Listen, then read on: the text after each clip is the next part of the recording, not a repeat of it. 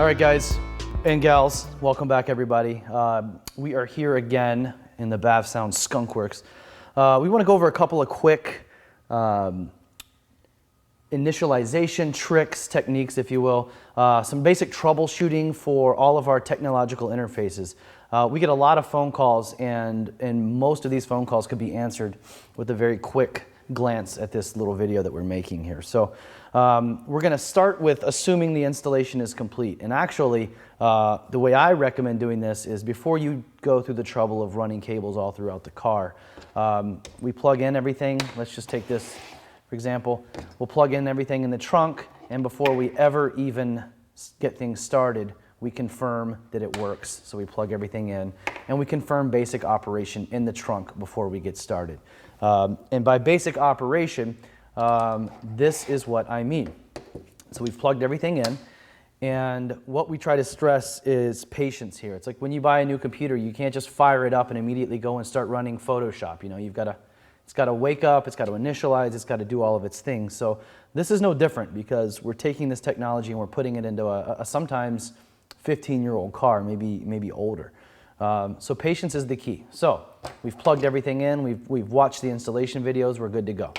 We plug everything in, we've got our iPod, actually this is a new 5, but you know, there's a little adapter, let's pretend it's there. So everything's plugged in. The first thing we do is we turn the car on, all the way on. I want you guys to fire it up, I want everything running. And I want you to let it run for about 15 minutes, for about a minute. So we want everything running. We actually want our radio on the AM/FM, so just have the radio on and playing. What we'll do from there is we'll press our mode button on our radio to call up our interface, and then we wait another minute. We want the interface to wake up, we want it to recognize the bus system, we want it to start communicating with the head unit, and at that point we'll go into our phone, we'll select music, and you know, we'll start playing something. So we'll get something going like that. And then, before you do anything else, before you try to operate your satellite radio, before you try to call up any other features using the radio, we want to confirm audio is coming through the speakers. So make sure that is, of course, happening. And once that's happening, it's there. Everything's going to work perfectly at that point. If there are any glitches, they would have already come to the surface, and we would be dealing with them. So again, fire the car up for a minute, let everything run, press the mode button, let everything run for let the system run for about a minute before you actually start using it. Play some music, get everything started. So let's access our Bluetooth and let's access our satellite radio on the Soundplicity 2 and 3. Very straightforward process. We press our mode button. We're in the iPod function as it is. To go back to satellite radio, to Bluetooth or auxiliary, we have to leave the Soundplicity 2 or 3 mode. So we press our mode button to go back to AM/FM. We press mode again, which calls up the Soundplicity 2 or 3. And then we use our track up button to go between the sources of either satellite radio, auxiliary, Bluetooth, or USB on the Soundplicity 3. So that's how we toggle between our sources. The phone pairing guide is very comprehensive in the user guide and the PDFs we have on the website, as is the user guide for the Sirius. The key here with these videos is just getting everything initialized properly, running properly, and having you understand how to get between the modes. So that gets us to our modes. Again, we call up our Soundplicity 2 or 3 by using the mode button on our factory radio. Once it's awake, we use track up or down to toggle between our satellite radio, Bluetooth, auxiliary, and USB or iPod, depending on whether you've got the 2 or the 3. So we're going to chat about the Bluetooth pairing process very quickly. It's very clearly outlined in the manual, but the key again is patience. So you go into the Bluetooth mode, so you press your mode button, you select Bluetooth using your track up button, and then you turn your phone on to the Bluetooth function, make sure it's going to be looking for Soundplicity 3, or I think, yeah, the Soundplicity 3 is what it's going to be looking for. And then it'll automatically pair. So you select, your phone will find the 3, it will pair, and you allow the 2 to communicate together. Keep in mind, if you're doing all this in the trunk, the phone is going to need to be near the module. So if you're in the front of the car with this particular module, you're going to want your phone in the trunk to do this pairing. And sometimes it can take a few minutes, so you've got to be patient with the pairing process. So talk about a couple of functions on the units themselves. Your Sirius unit is going to plug in, of course, right here. It's clearly marked where the Sirius would plug in if you opt for it. Our USB is going to plug in here. This is the Soundplicity 3. So the USB is going to plug in right there. And our firmware update, which you will need to do this from time to time, happens right here. It doesn't work on a Mac yet. You've got to have a PC. So Mac users, take it to the office. If you've only got access to Macs, one of your buddies, maybe your mom has a PC, you can use that. So the updates are done through the website, and everything is updated through here. You just plug it in. It's a very straightforward process. When you're shipped this module new, it's got the most current firmware, so it's going to be compatible with iOS. With the newest iOS systems, it's going to be compatible with the newest Android systems. Only after you've had it for an extended period of time would you really need to be updating the firmware. But again, the module will have to come out of the car and will need to be plugged into a PC to pull this off. Hopefully we'll have some Mac solutions soon enough.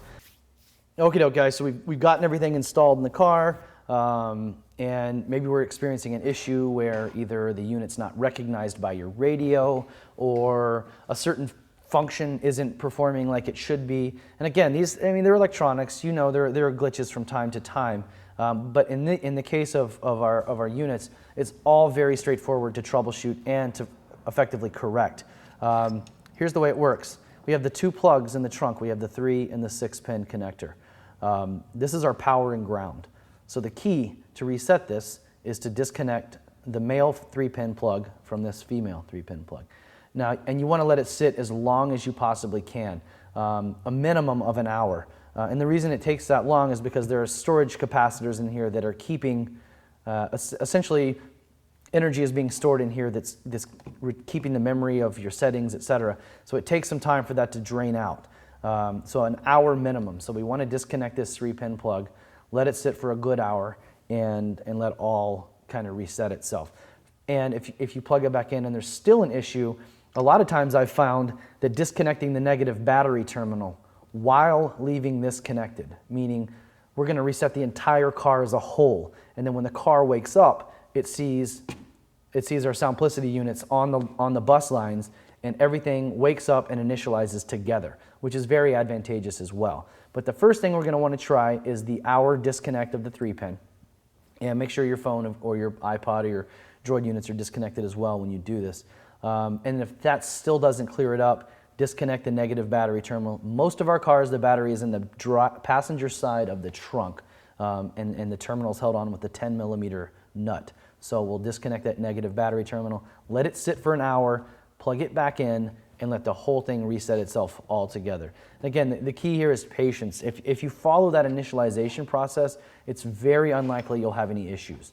The only time you'll have issues for sure is if you change your battery, or if you jump start the car, or if the car goes in for a major service and they flash the computers or something like that.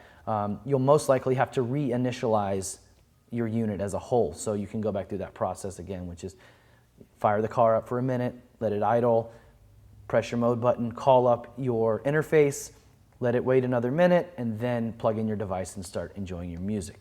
There's a trick on our Soundplicity ONE, on our basic unit. You can actually reset this unit by pressing and holding the scan button on your radio. That will give this a hard reset as well. It effectively pulls it off the line, wakes it back up. I don't know if you guys probably hear me over the train. If not, we'll fix it. But you can reset the Soundplicity ONE. And actually another Soundplicity unit we're working on right now, it's going to be a more basic kit even than this. Again, will be reset by using the scan button. So that's going to give it the hard reset. You can still do the whole 3 and 6-pin disconnect with the basic Soundplicity units, but again, the key with all of these is disconnecting this 3-pin and letting it sit for an hour. So that covers our hard reset. Everything else, again, it's largely built around patience. So I hope this helps you guys get things squared away. If you need us, you can always still reach us, but 99% of the time, this is going to clear it up for you guys. So again, thanks for swinging by. We'll see you in the future on some fun new projects.